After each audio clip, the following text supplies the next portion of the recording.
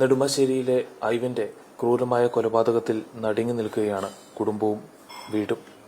അപ്പോൾ ഐവിന്റെ പ്രതികൾക്ക് തക്കതായ ശിക്ഷ നൽകണമെന്ന ആവശ്യവുമായി കുടുംബം ഇപ്പോഴും അധികാരികളെ കാണുന്നുണ്ട്.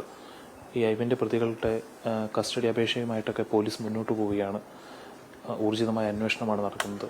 ഈ ഒരു ഘട്ടത്തിൽ കുടുംബത്തിന് എന്താണ് പറയാനുള്ളത്? ഒരമ്മയ്ക്കും ഈ ഗതി വരരുതെന്ന് തന്നെ പറയുള്ളൂ. ഇനിയുള്ള യുവതലമുറയ്ക്ക് വേണ്ടിയിട്ട് ആരെയും കൊല്ലാനായിട്ട് ആർക്കും അധികാരമില്ല. എൻ്റെ കൊച്ചിനെ ഇപ്പോഴാണ് ഞാൻ അറിഞ്ഞു വരണത്. ഇപ്പോൾ ഓരോരുത്തർ പറയുമ്പോഴാണ്. കാരണം ഇത്രയും ദിവസം എനിക്ക് എൻ്റെ കൊച്ചിനെ കൊന്നു എന്നുള്ളതല്ലാതെ ഇത്രയും ക്രൂരമായിട്ടാണ് കൊന്നേന്നുള്ളത് ഇപ്പോഴും. കാരണം എനിക്ക് കേൾക്കാനായിട്ട് താല്പര്യമില്ല. പക്ഷെ പറയുമ്പോൾ എനിക്ക് എൻ്റെ കേട്ടു പോകുക. പക്ഷെ ഇത്രയും ക്രൂരമായിട്ടാണ് എൻ്റെ കൊച്ചുവിനെ കൊന്നതെന്നുള്ളത് എനിക്ക് ഇപ്പം ഞാൻ ഇത് ചെയ്യുമോ? കാരണം എനിക്ക് ഒരു പത്രവും വായിക്കാനായിട്ട് താല്പര്യമില്ല. കാരണം ന്യൂസും കാരണം എനിക്ക് വായിച്ച് ആക്സെപ്റ്റ് ചെയ്യാൻ പറ്റണില്ല. എൻ്റെ കൊച്ചിനെ അത്രയും ക്രൂരായിട്ട് അവർ കൊന്നൂല്ലോ എന്നുള്ളത്. പക്ഷെ എൻ്റെ കൊച്ചു ഒത്തിരി പാവം, ഒരു പേടി തൊണ്ടനാണ് എൻ്റെ കൊച്ച്. ആരെങ്കിലും ഒന്ന് ഒച്ചയെടുത്ത് കഴിഞ്ഞ് കഴിഞ്ഞാൽ പാവം മാറി നിൽക്കണ കൊച്ചാണ്. ആ കൊച്ചിനെയാണ് ഇതുകൊണ്ട് ഒരു ദുസ്വഭാവം എൻ്റെ കൊച്ചിൻ്റെ ഭാഗത്തു നിന്നില്ല. അതും എനിക്ക് പറയാവുന്ന ഒരു കാര്യമാണ്. അത്രയും നല്ലൊരു കൊച്ചിനെയാണ് ഇങ്ങനെ ഇവർ വകവരുത്തിയത്. കാരണം അവർക്ക് എന്തും ചെയ്യാമായിരുന്നു. കാരണം സെൻട്രൽ ഗവൺമെന്റിന്റെ ആൾക്കാരാണ്. അവർക്ക് എന്തും ചെയ്യാമെന്ന് ഉള്ള അധികാരം അവകാശമല്ല. കാരണം ആരെയും കൊല്ലാൻ പാടില്ല. പിന്നെ എന്ന് വെച്ച് കഴിഞ്ഞാൽ ഈ എൻ്റെ കൊച്ചി ഈ നാട്ടിൽ ജീവിക്കാൻ ഞങ്ങൾക്ക് ബുദ്ധിമുട്ടാണ്. കാരണം പേടിയാണ്. ഇനി എൻ്റെ ഒരു മോളും കൂടെ ഉണ്ട്. കാരണം എൻ്റെ പേരൻസ് ഉണ്ട്, പ്രായമായവരാണ്. അതുകൊണ്ടൊക്കെ തന്നെയാണ് പേരൻസിൻ്റെ കൂടെ മക്കൾ നിൽക്കണം എന്നുള്ളതുണ്ട്. അതുകൊണ്ടാണ് ഞങ്ങളിവിടെ നിന്ന് പോയത്. അല്ലെങ്കിൽ ഞങ്ങൾ രണ്ടുപേരും മെഡിക്കൽ ഫീൽഡാണ്. ഞങ്ങൾക്ക് രണ്ടുപേർക്കും പുറത്തു പോകാവുന്നതാണ്. നാടിനോടുള്ള ഇഷ്ടം കൊണ്ട് നിന്നതാണ്. പക്ഷെ ഇങ്ങനത്തെ ഒരു ക്രൂരകൃത്യം ചെയ്യുന്ന നാട്ടിൽ ഇനിയും എനിക്ക് നിൽക്കാൻ വേണ്ടിയിട്ട് എനിക്ക് പേടിയാണ്. എനിക്ക് എൻ്റെ മകളെ നിർത്താൻ വേണ്ടിയിട്ടും പേടിയാണ്. എപ്പോൾ വേണമെങ്കിലും എന്ത് വേണമെങ്കിലും ചെയ്യാമെന്നുള്ള തൻ്റെ ഇടം ഉണ്ടെങ്കിൽ ആർക്കും എന്ത് വേണമെങ്കിലും. കാരണം തെറ്റ് ചെയ്യാത്ത എൻ്റെ കൊച്ചിനെ ഇത്രയും അവർ ശിക്ഷിച്ചപ്പോൾ എന്ന് വെച്ച് കഴിഞ്ഞാൽ അത് ഭയങ്കര ക്രൂരം തന്നെ. അവർക്ക് തക്കതായിട്ടുള്ള ശിക്ഷ കൊടുത്തേ പറ്റുള്ളൂ. എല്ലാ ആൾക്കാരും, അതിന് മേലധികാരികൾ അതിനായിട്ട് പരിശ്രമിക്കണമെന്ന അഭ്യർത്ഥന മാത്രം. ഒരു അമ്മയുടെ അഭ്യർത്ഥനയാണ്, ഒരു യാചനയാണ്. എൻ്റെ മകനിൽ കൂടി എൻ്റെ രാജ്യത്തിന്, എൻ്റെ ഇന്ത്യ എന്ന രാജ്യത്തിന് നീതി കിട്ടുമെങ്കിൽ അതിൻ്റെ ഏതറ്റം വരെ പോകാനും ഞങ്ങൾ കുടുംബം തയ്യാറാണ്.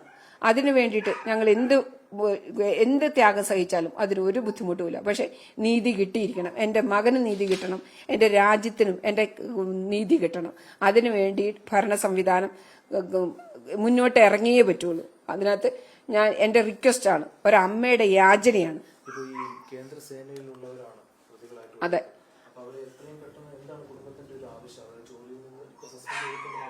ഡിസ്മിസ് തന്നെ ചെയ്യണം. കാരണം പ്രധാനമന്ത്രിയുണ്ട്, നമ്മുടെ ആഭ്യന്തര മന്ത്രിയുണ്ട്. ഇവരെല്ലാം അതിനകത്ത് ഇടപെട്ടേ പറ്റുള്ളൂ.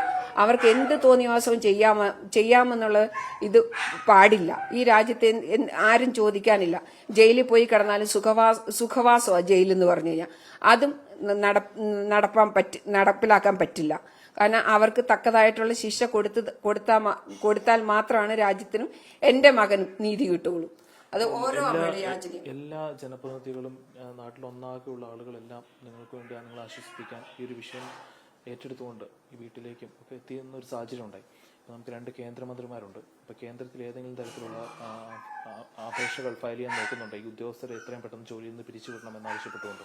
അല്ല, നമ്മുടെ ആഭ്യന്തരമന്ത്രി, നമ്മുടെ സെൻട്രൽ ഇതിന്റെ നമ്മുടെ മന്ത്രിമാരും അതിനകത്ത് ഇടപെട്ടേ പറ്റുള്ളൂ.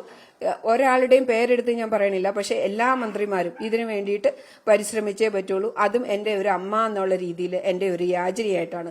ഒരു പാർട്ടിയും ഞാൻ പറയണില്ല. എല്ലാവരും എനിക്ക് സെയിമാണ്. എല്ലാവരും ഇതിന് ഒറ്റക്കെട്ടായി, നമ്മുടെ ആവശ്യം അത് അല്ലാതെ എന്ന് വെച്ചാൽ രാജ്യത്തിന്റെ ആവശ്യം, അതിനു വേണ്ടിയിട്ട് ഒറ്റക്കെട്ടായി നിന്നേ പറ്റുള്ളൂ. ഈ രാജ്യത്തിന്റെ അതിർത്തി കാത്തൊരു പട്ടാളക്കാരന്റെ കൊച്ചുമോനൊക്കെയാണ് മരിച്ചത്. അപ്പോൾ ഇദ്ദേഹത്തിന്റെ ഒരു മരണം യഥാർത്ഥത്തിൽ ഈ കുടുംബത്തിന് ഉണ്ടാക്കിയിരിക്കുന്ന വൈകാരികമായ ആഘാതം വളരെ വലുതാണ്. അപ്പോൾ താങ്കൾ ജോലി ചെയ്യുന്ന ആശുപത്രിയിലാണ് മകനെ കൊണ്ടുവന്ന്. വല്ലാത്തൊരു നടുക്കമായിരുന്നു അല്ലേ? ഞാനാണ് ആദ്യം പോയി കണ്ടത്. അവിടെ ചെന്നപ്പോൾ അവിടെയുള്ളവർക്ക് എൻ്റെ മോനാന്ന് അറിഞ്ഞപ്പോൾ ഭയങ്കര സങ്കടമായിപ്പോയി. കാരണം അവർക്കും അറിയില്ലായിരുന്നു, ഐഡന്റിഫൈ ചെയ്തിട്ടില്ലായിരുന്നു. ഞാൻ ചെന്ന് കഴിഞ്ഞപ്പോൾ അവർക്ക് പറയാനായിട്ട് ഭയങ്കര ബുദ്ധിമുട്ടായിരുന്നു. പക്ഷേ ഞാൻ ഹോസ്പിറ്റലിൽ വർക്ക് ചെയ്ത് പലതും കണ്ടതുകൊണ്ട് എനിക്കത് അവരുടെ സിറ്റുവേഷൻ കണ്ടപ്പോഴേ തന്നെ മനസ്സിലായി അവന് ജീവനില്ല എന്നുള്ളത്. അവരെന്നെ കാണിച്ചില്ല, എനിക്ക് അന്നേരം കാണണ്ടെന്നും പറഞ്ഞു. അതിനുശേഷം പിന്നെ ആണ് ഇവർ ഇത് പറഞ്ഞ് എല്ലാം ശരിയാക്കിയത്. അതെന്ത് വേട്ടെ, എൻ്റെ മോൻ്റെ കാര്യം കഴിഞ്ഞു, ഞങ്ങൾക്ക് നഷ്ടപ്പെടാനുള്ള നഷ്ടപ്പെട്ടു.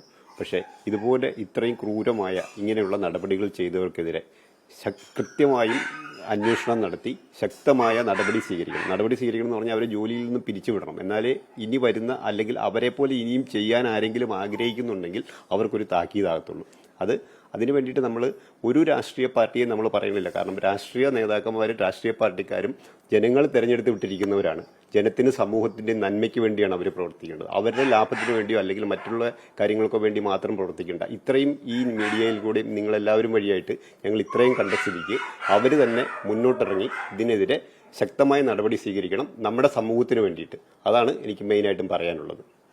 ഇവർക്ക് നേരിട്ട അനീതി ഇനി മറ്റാർക്കും ആവർത്തിക്കാതിരിക്കണം എന്നൊരു പ്രാർത്ഥന മാത്രമാണ് ഈ കുടുംബത്തിനുള്ളത്. ഇവർക്ക് നീതി ഉറപ്പാക്കേണ്ടത് നമ്മുടെ സമൂഹത്തിന്റെ ഒന്നാകെ കൂട്ടായ ഉത്തരവാദിത്തമാണ്. മാഹിൻ ജാഫറിനൊപ്പം അമൽ സുരേന്ദ്രൻ, 24 കൊച്ചി.